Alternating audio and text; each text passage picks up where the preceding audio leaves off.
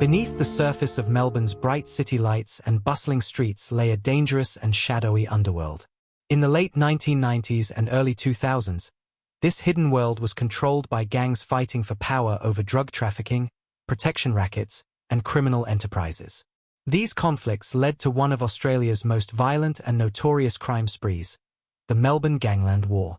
At the heart of this violent saga was Jason Moran, a man born into a powerful criminal family who rose to prominence in Melbourne's underworld. His life, marked by both ambition and violence, ended abruptly in a murder that shocked the city and brought the brutal realities of gang warfare into public view. This detailed account explores the complex background of Jason Moran and his family, the escalating conflict between rival gangs, the violent feud that led to his death, and the efforts of law enforcement to bring justice to a city in turmoil. Through understanding his story, we glimpse the brutal costs and consequences of crime, family loyalty, and power struggles. The Moran family's name had long been synonymous with organized crime in Melbourne.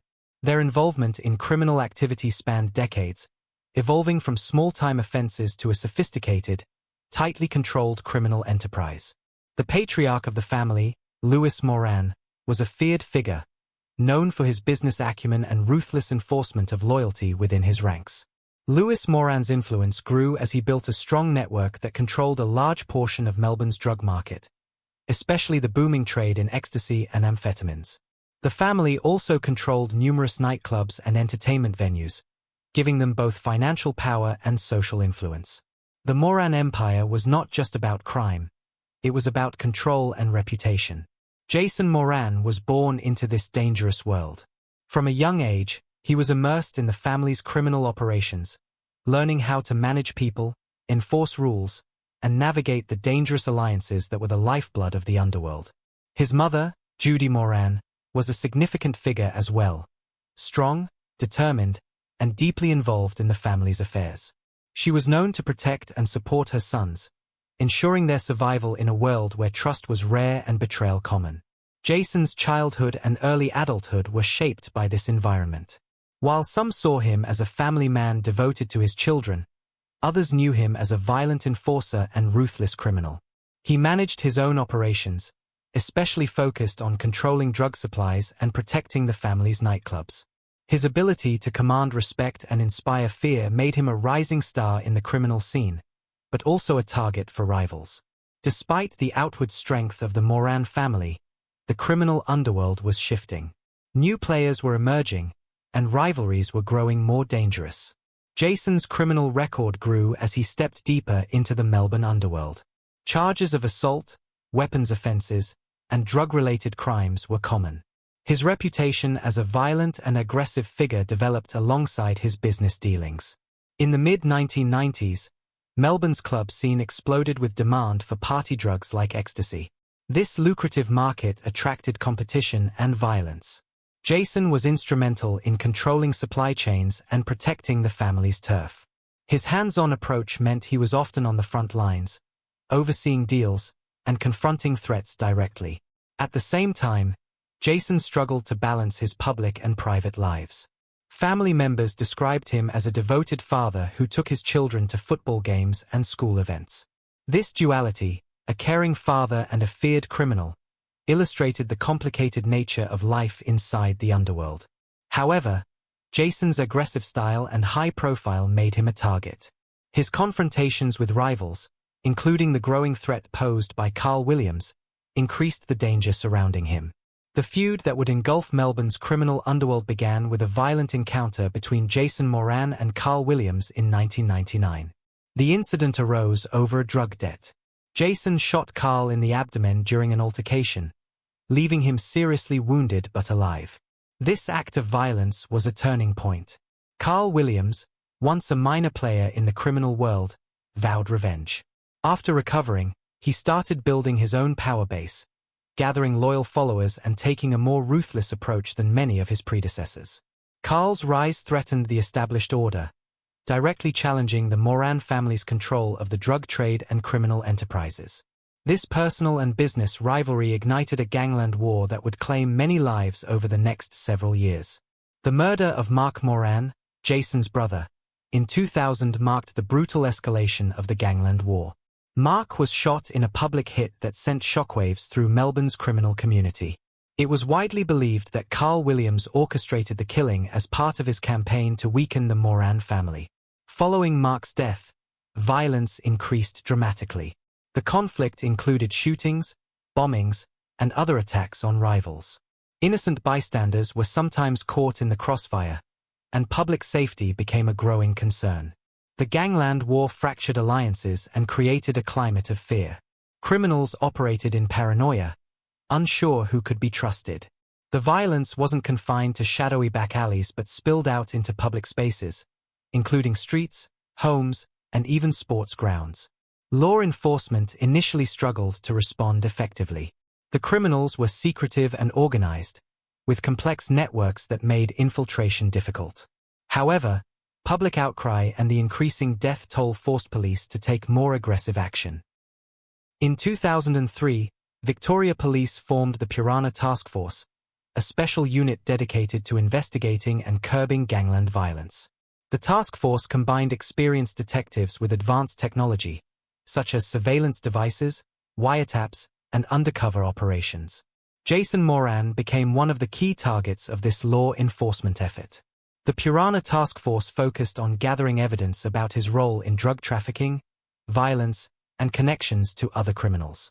Despite the difficulty in penetrating the underworld's code of silence, the task force achieved important breakthroughs. Informants and undercover officers provided critical information.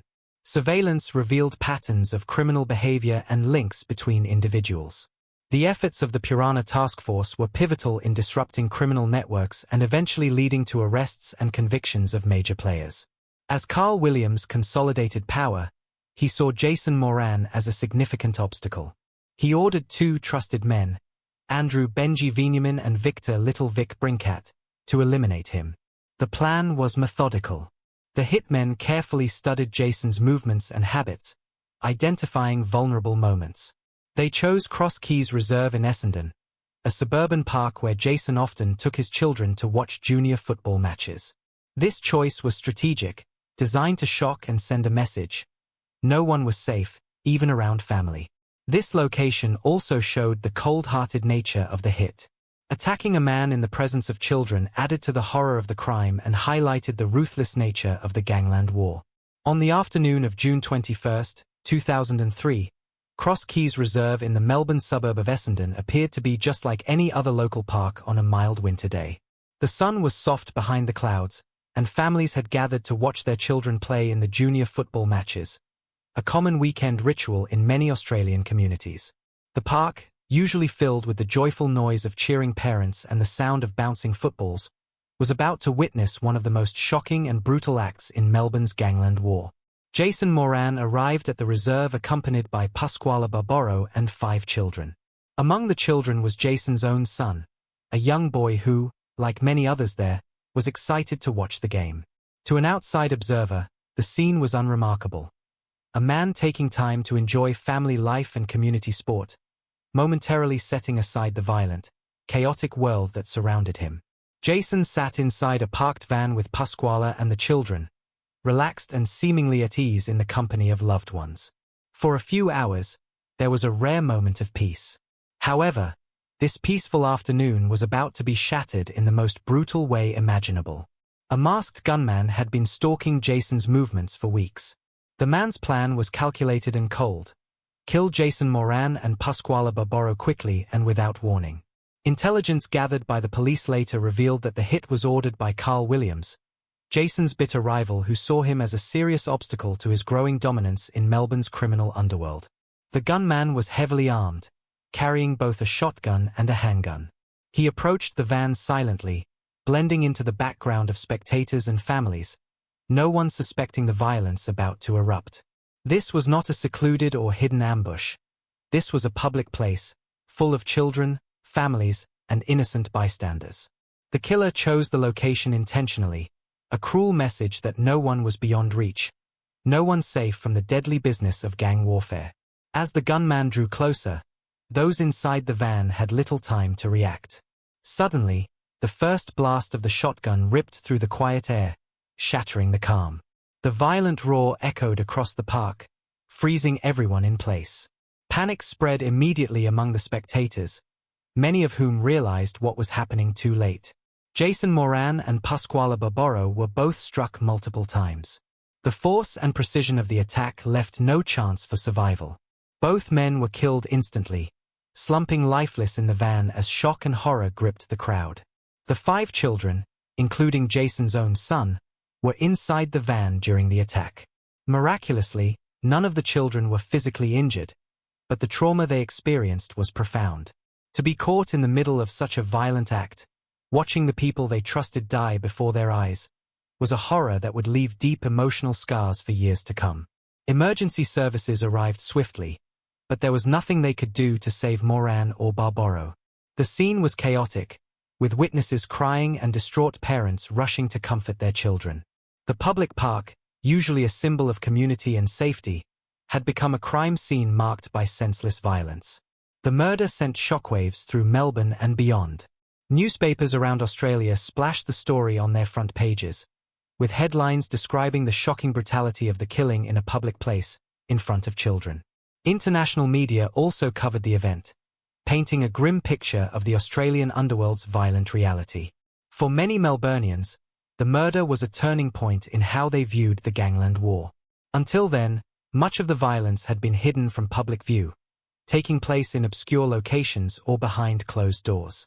But the attack at Cross Keys Reserve brought the conflict starkly into the open, exposing the ruthless lengths criminals would go to settle scores. The public outcry was immediate. Community members, politicians, and law enforcement officials condemned the act, calling for swift justice and more decisive action against organized crime. The fact that children had been so close to the violence intensified the horror and urgency. Law enforcement agencies were galvanized by the murder. The Purana Task Force, already deeply involved in investigating Melbourne's Gangland War, intensified their efforts. The murder was not just another case. It became a symbol of the need to end the violence that was tearing the city apart. For the criminal underworld, the murder sent a chilling message. Power struggles were lethal, and no one, regardless of their personal lives or where they chose to be, was immune. It was a stark warning that the war was escalating and that the stakes had never been higher. In the days following the murder, police worked tirelessly to gather evidence and trace the perpetrators. Surveillance footage, eyewitness accounts, and forensic analysis of the weapons were combined to build a case against those responsible. The investigation eventually led to the arrest of Victor Brincat and Andrew Benji Venyamin, the men who carried out the hit, and implicated Carl Williams as the orchestrator. The murder at Cross Keys Reserve remains one of the most infamous killings in Australian criminal history. It stands as a dark moment in Melbourne's story, a brutal reminder of the deadly cost of gangland feuds and a tragic event that left a lasting scar on the community, especially on the children who witnessed the horror firsthand. Despite the killer's careful planning, police investigations quickly made progress. An anonymous tip and ballistic evidence linked the weapons used to other crimes connected to the Gangland War. The Purana Task Force ramped up their efforts, using wiretaps, surveillance, and informants to build a case against the murderers and those who ordered the hit. Victor Brincat was arrested and chose to cooperate with police. His testimony was crucial in exposing the plot and implicating Carl Williams as the mastermind behind the assassination.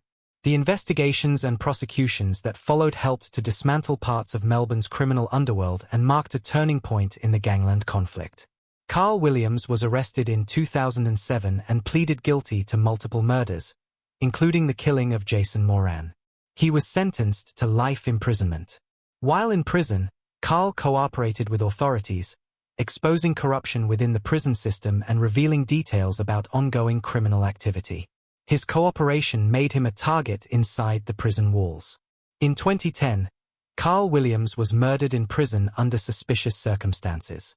His death closed a chapter in Melbourne's Gangland War but left many questions unanswered. The murder of Jason Moran symbolizes the deadly consequences of organized crime and gang rivalry. His life, shaped by family, ambition, and violence, and his violent death highlight the dangerous and complex world of Melbourne's underworld in the early 2000s. The Gangland War had a profound impact on Melbourne, increasing public awareness of organized crime and forcing law enforcement to develop more effective tactics against it. Ultimately, The story of Jason Moran serves as a cautionary tale of how power struggles, loyalty, and violence intertwine, leaving destruction in their wake.